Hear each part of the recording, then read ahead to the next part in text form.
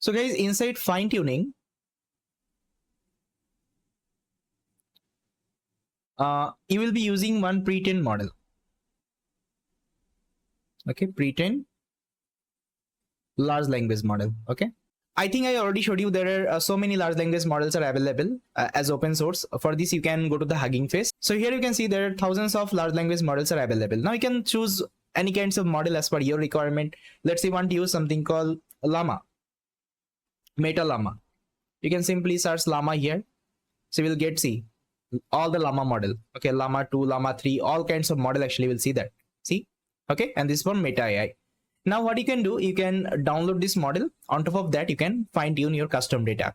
But before fine tuning, what you can do, see, first of all, let's say whatever, let's say project you want to implement. Let's say you want to implement one chatbot.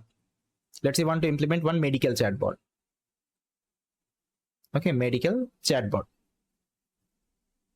First of all, use one pre-trained large language model and try to perform the inference operation. Okay, try to perform the inference operation, inference on top of the model.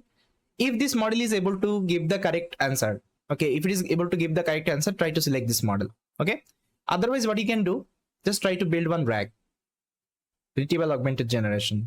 Okay, that means create a external knowledge base,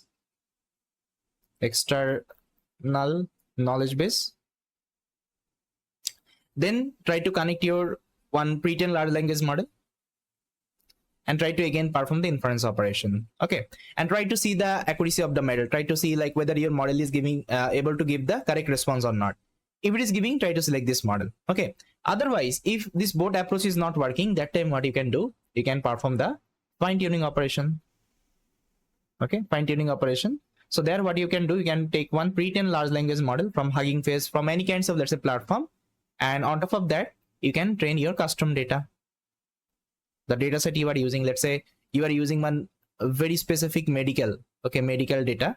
That time you can use this data and you can train one custom model on top of it. Okay, this is called actually fine-tuning, and that should be my suggestion, guys. I mean, directly don't do the fine-tuning. Before that, try to check whether pre-trained model is working or not.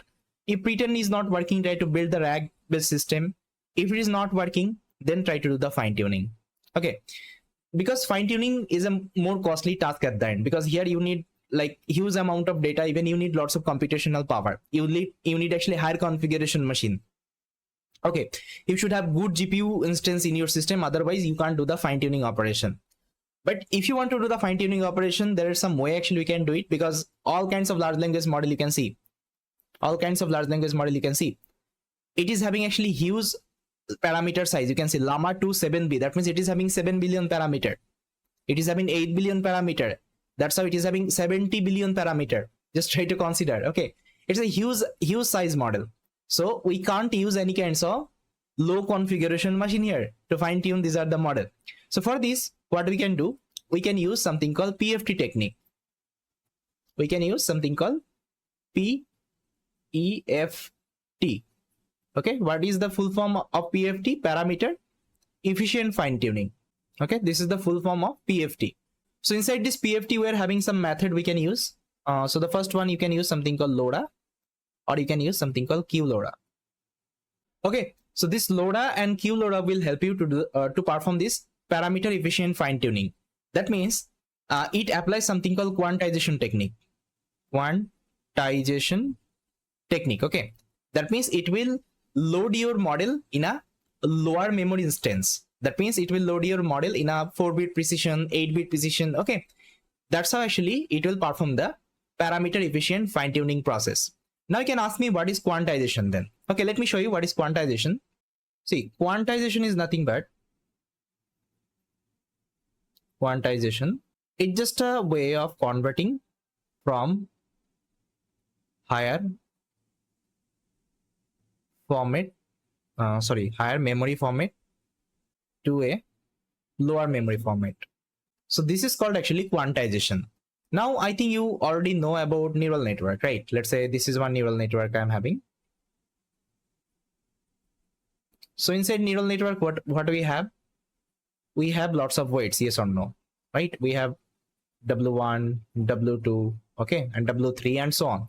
So this is what actually we are having. That means we are having lots of weight and biases. Let's say B1, B2, and so on, right? Now you can represent these are the weight as a matrix, because if you know about artificial neural networks, so there I think you know how we can represent these are the weights. Okay, how we can represent our input data and all. Okay, let's say this is the one 3x3 matrix I'm having, and inside that we're having lots of weights. Let's say W1, W2, W3, and so on. Okay, this is the weights, and this weight is nothing but it's a floating number. Okay, it's a floating number, it's a floating value. If you see any kinds of weight, it would be like that. Let's say 7.23000 like that. Okay, so this is called actually floating value. These are the floating value, and if you see, this floating value stores in a FP32 bit. Okay, FP32 bits. Now what is the full form of FP? FP means full precision. Okay, full precision. Okay, full precision. You can also call it as single precision. Okay, single precision. Got it? So whenever we are doing the quantization, that means what we are doing, we are just trying to convert this higher memory representation to lower memory representation. That means it is now saving these are the weights in the FP32 bits. Now what we will be doing after doing the quantization, we'll be converting this 32 bits to, let's say, 8 bits. Okay, 8 bits, or let's say 4 bits. 4 bits. That means what will happen? Let's say you are having one floating number like that. Let's say 1.70890. Now, if you want to convert it to 8 bits, what you will be doing? You will just remove, these are the numbers actually. These are the numbers actually you will remove. And you will take this number only. So that's how actually you can reduce the memory size. That means you can convert any kinds of higher memory actually format to lower memory format. So this is called actually quantization. Okay, I hope it is clear. And the technique actually we usually use, let's say LoRA and QLoRA. Okay, QLoRA. So these techniques help us to perform this quantization. That means it will load the original model as a quantized model. That means in a lower precision. Okay, let's say I want to load this model in a 4-bit precision.